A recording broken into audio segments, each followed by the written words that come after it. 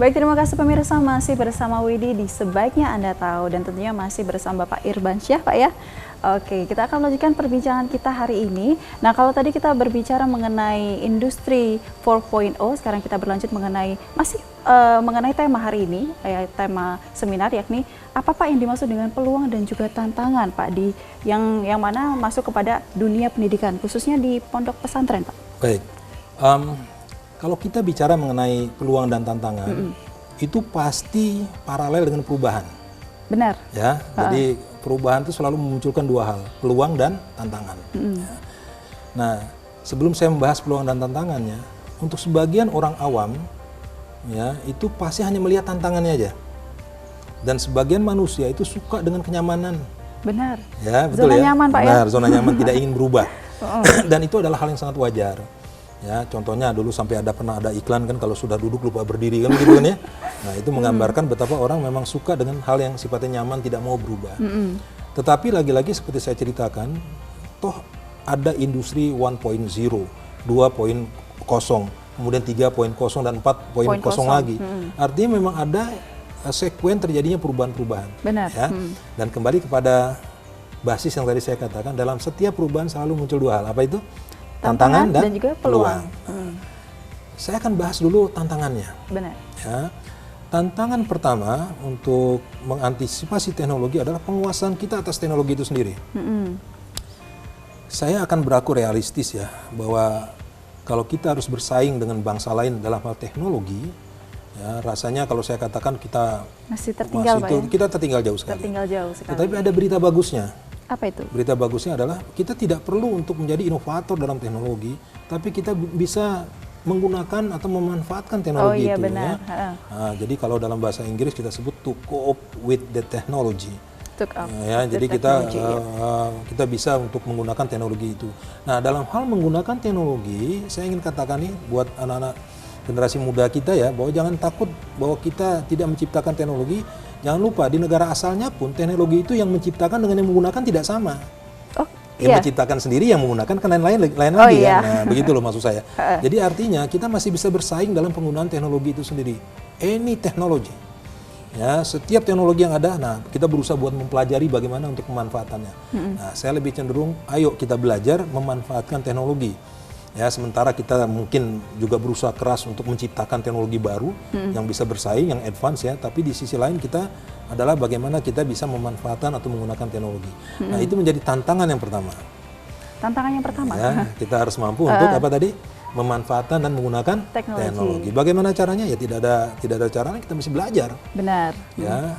Nah, tetapi terkait dengan belajar ini, saya pengen mengutip dari seorang pengarang buku yang namanya Ari de Hoes.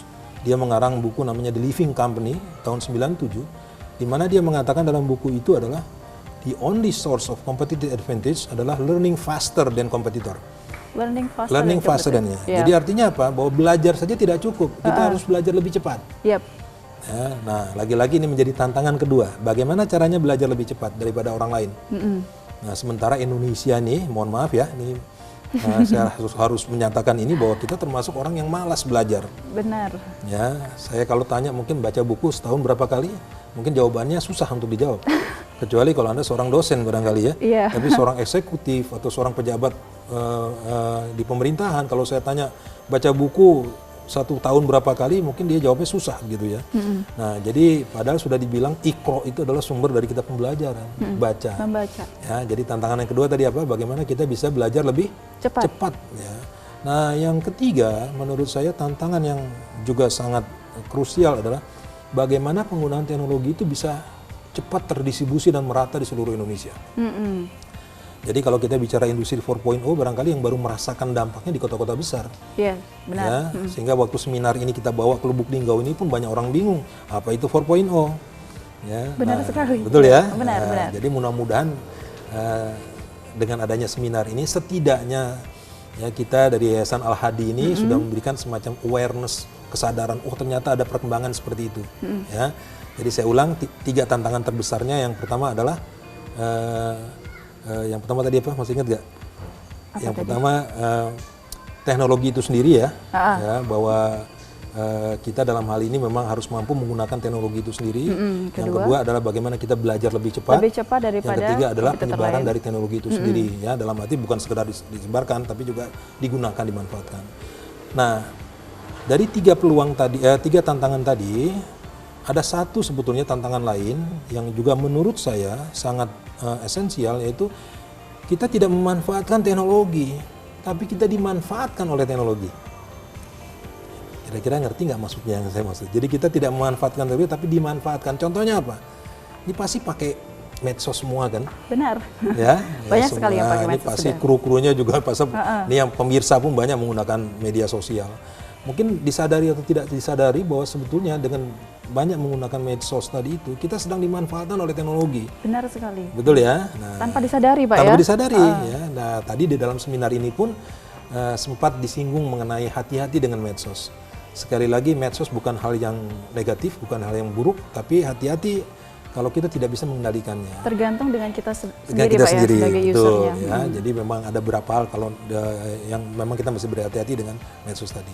Jadi itu kalau bicara mengenai tantangannya. Iya, 4 tantangan tadi yang perlu diingat pemirsa di rumah. Baik, sekarang peluang. Nah, kalau kita bicara peluang, ya memang lebih sulit untuk menganalisis tantangan. Kenapa demikian? Karena sebagian orang memang dengan zona yang nyamannya tadi, ya, melihat sesuatu perubahan yang dirasakan selalu ketidaknyamanan atau tantangannya. Nah, tetapi orang yang punya jiwa yang berbeda, dia akan melihat ini sebagai peluang.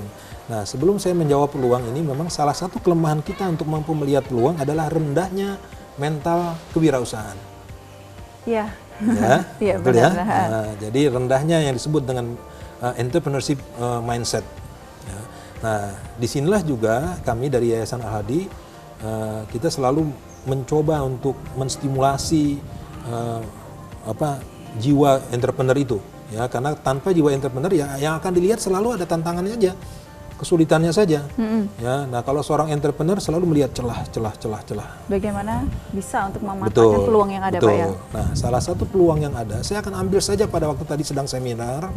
Itu ada dari pelaku UKM ya yang menanyakan bagaimana mengembangkan produk, ya, bagaimana memasarkan produk. Ya, dia mengatakan sudah menggunakan Facebook, sudah menggunakan Instagram. Ini nggak apa-apa ya saya sebut, ya karena namanya ya bukan merek ini ya, karena itu medsos yang sudah umum dikatakan. Sudah umum sekali. Tetapi dia mengatakan tidak terlalu bisa berkembang. Saya katakan bahwa Anda melupakan satu hal yang namanya jejaring atau network. Ya, jadi kalau Anda memasarkan mau melalui online, tapi pasarmu tetap di Lubuk Linggau, yang beli ya sekitar Lubuk Linggau aja. Iya. Betul ya? Benar. Maka orientasi kita gunakan juga logistik, gunakan juga network. Mungkin kita buka sumber di Jakarta, di Bandung, di kota besar yang lainnya. Ya, dengan cara begitu kita bisa memperbesar pangsa pasar kita. Ya, itu peluang yang menurut saya dari seminar tadi. Yang kedua, saya ingin juga untuk mengangkat satu pertanyaan dari peserta, seorang budayawan yang dikenal sebagai dalang. Oke, dalang. Ya, dalang. Dia dalang wayang kulit. Ya, dia bertanya kepada saya, Pak Biakman, saya sebagai dalang, profesi saya dalang, ini bagaimana memanfaatkan industri 4.0? Saya katakan ya manfaatkan industri 4.0 dengan internetnya. Saya tanya, Anda sudah punya YouTube belum? Belum. Bikin YouTube-nya yang bagus ya, kemudian disebarkan. Kemudian kontennya diperbaiki, saya bilang begitu ya. Mungkin kalau kita lihat beberapa YouTuber yang luar biasa ya, kemudian ada juga Telegram, saya kemudian, nah bikin seperti itu, saya bilang memanfaatkan seperti itu, sehingga nanti pangsanya lagi yang melihat Anda itu bukan lagi sekedar ini, tapi seluruh dunia. Benar. Ya, nah lagi-lagi itu peluang yang contoh-contoh yang bisa ada. Nah, saya ingin lagi mengatakan bahwa peluang bagaimana untuk pondok pesantren.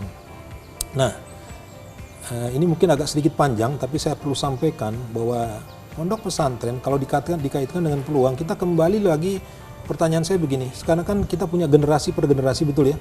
Sejak Nabi Adam lahir diturunkan ke bumi, generasi muncul dan hilang silih berganti, benar ya? Benar sekali. Betul ya, dan saya tidak akan bawa para pemirsa untuk ribuan tahun yang lalu terlalu lama. Untuk flashback ke belakang. Ya, kita akan masuk pada 100 tahun terakhir saja. Ya, ada 5 generasi. Yang pertama generasi sebelum tahun 40-an lahirnya, disebut maturis. Yang kedua adalah generasi yang lahir setelah tahun 45, mungkin sampai tahun sekitar 60. Ya, ini kita sebut sebagai generasi baby boomers. Ya, nah itu kakek saya baby boomers. Kemudian ada generasi yang lahirnya sekitar tahun 60-an sampai tahun 70-an atau sampai tahun 80-an. Ini disebut dengan generasi X. Saya generasi X, saya tahun 65. Oke. Ya, kemudian sekarang muncul lagi generasi milenial atau generasi Y, yaitu yang lahirnya kira-kira tahun 80-an sampai tahun 90-an. Muncul lagi generasi Z tahun 90-an sampai tahun 2000-an. Muncul lagi generasi Alpha. Nah, yang menarik bukan masalah nama generasinya, tapi setiap generasi punya karakteristik sendiri-sendiri. Iya, yang berbeda-beda Pak ya. Nah, pertanyaannya adalah kita pengen generasi seperti apa, gitu ya. Nah, ada kecenderungan semakin muda generasi itu ada hal yang hilang. Benar. Ya, yang pertama adalah daya tahannya dan daya juangnya. Ya, dan kita tidak menyalahkan generasi milenial, generasi Z, generasi Alpha. Kenapa daya juang dan daya tahan mereka menurun? Karena banyak kemudahan. Yes. Dengan teknologi, ya. Anda generasi apa masuknya? Generasi lahir tahun berapa? 98. Nah, 98 generasi ini termasuk generasi Z. Ya, bukan generasi milenial lagi, generasi Z, ya. Dan tipe seperti generasi Z ini biasanya sangat terikat dengan gadget dan medsos. Benar. Ya. Mereka senang dengan pujian dan pengennya instan. Itu jadi malu. Nggak apa-apa, ini kita bicara nggak semua fakta, ya, nggak semua. Saya katakan nggak semua.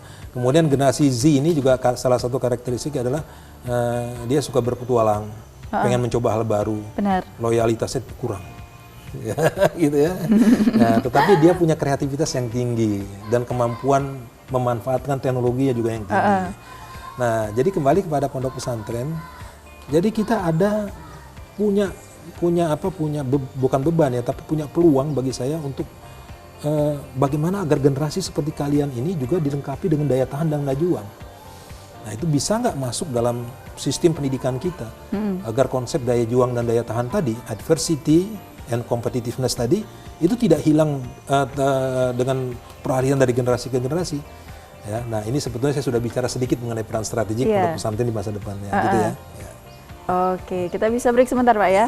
Oke pemirsa, ini perbincangannya semakin menarik ya menurut Widya. Mungkin pemirsa di rumah juga, wow ini perbincangannya menarik sekali. Tapi sabar dulu, nanti setelah ini Widya akan kembali lagi. Jadi jangan kemana-mana, tetap di Sebaiknya Anda Tahu.